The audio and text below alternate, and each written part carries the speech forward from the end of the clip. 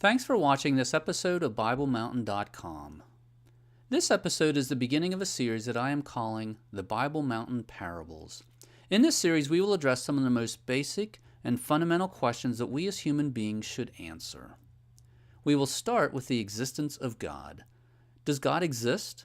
And how do we know if He exists? In this first episode, we will learn what we should conclude about the existence of God based on our observation of and interaction with the world we live in. In the second episode, we will talk about history. What does history teach us about the existence of God? In the third episode, we will talk about power. Who or what is the ultimate power in our world, and how does that affect our daily life? In the fourth episode, we will talk about fear. How does the existence or non-existence of God affect the presence or absence of fear as we live our daily lives? In the fifth episode, we will talk about authority.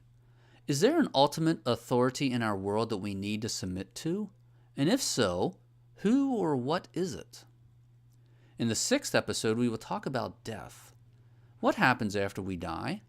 Is there life after death? And if so, do we need to do anything in this life in order to prepare for the next life? And in the seventh and final episode, we will talk about meaning.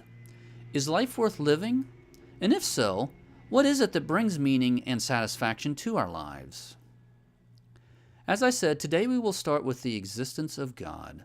What should we conclude about the existence of God based on our observation of and interaction with the world that we live in? Throughout this series, I'm going to use parables to answer these various questions. So let's get started with the first parable, the automated house. Once upon a time, a doctor visited an engineer to get a tour of the engineer's new house. As they toured the house, the engineer pointed out how he can control every window, every curtain, every blind, every light, every door, and every lock with an app on a smartphone. This allows the engineer to open and close curtains and windows and turn lights on and off, all while he is sitting in his recliner. After the tour was over and the doctor had taken in the beauty of the house and the convenience of electronic controls, the doctor looked at the engineer and asked, "Who built this house?" Notice the doctor's question. The doctor asked who. The doctor did not ask what caused the house to come into existence. The doctor asked who brought the house into existence. The doctor asked who because when we see an object with a lot of pieces that fit and work together, we conclude that an intelligent being designed and built that object.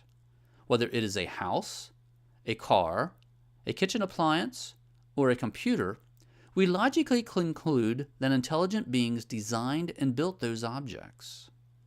Now let's think about the systems that comprise the human body. There is the skeleton system, the muscle system, the nervous system, and the digestive system.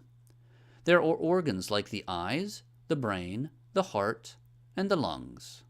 All the parts of the human body work together to enable people to run, walk, work, and play.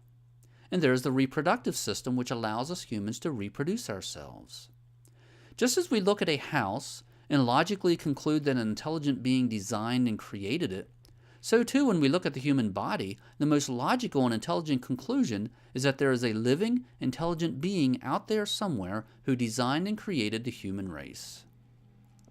Now let's look at a second parable, the sandcastle. Once upon a time, a scientist and a theologian were walking down the beach when they came upon an elaborate sandcastle. The castle had 4 round towers, an inner and outer wall, 2 gates, and a moat. The scientist claimed that over time the ocean waves had gradually formed the sand into a sandcastle. The theologian claimed that a person had created the sandcastle. Do you believe the scientist or the theologian? Is it possible for ocean waves to form the sand into a shape that anyone and everyone would recognize as a sandcastle with walls, towers, and a moat?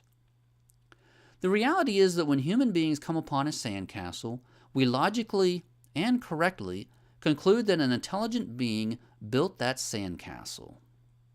Now let's talk about our solar system. Our solar system contains hundreds of random, lifeless masses of rock and gas, including planets, moons, and asteroids.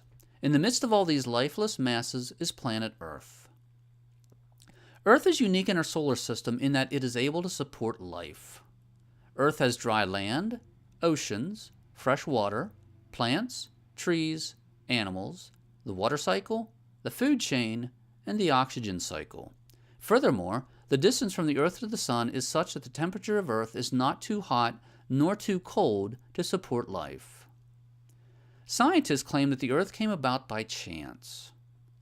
Theologians claim that the Earth was created by an intelligent being. Do you believe the scientist or the theologian? Just as it is absurd to think that ocean waves can create a sandcastle, so too it is absurd to think that time and chance can create a complex planet that has all the elements necessary to support human life. And just as we look at a sandcastle and conclude that an intelligent being created it, so too when we look at the Earth and observe systems like the water cycle and the food chain, the logical, intelligent conclusion is that there is an intelligent being out there somewhere who created the Earth. Now let's look at a third parable, the explosion.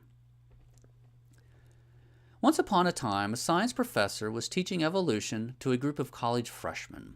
He had just finished explaining how a Big Bang had started a process that led to the formation of the universe and everything in it, when an administrator came in and said that an explosion had just occurred at the professor's house.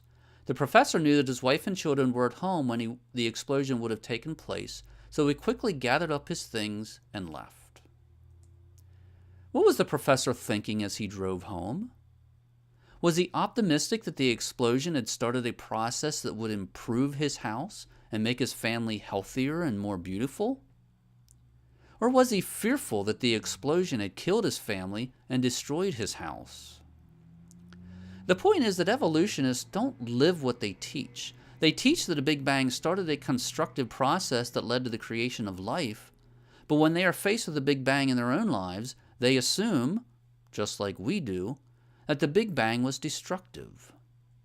And just as it is absurd to think that an explosion will improve a house, so too it is absurd to think that a Big Bang started a process that led to the creation of the universe and everything in it. So what is the conclusion from all this? When we observe the world we live in, the logical, intelligent conclusion is that there is a living, intelligent being out there somewhere who created the universe and everything in it, including us. Observation does not answer all the questions we have about the Creator, but it does clearly lead to the conclusion that a Creator exists.